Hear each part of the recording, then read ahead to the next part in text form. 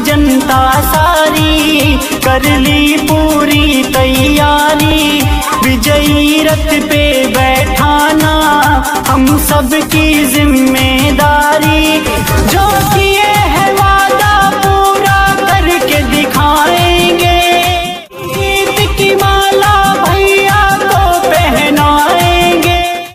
का अपने बच्चा बच्चा इनका दीवाना है, हर माँ बूढ़े बुजुर्ग ने अपना बेटा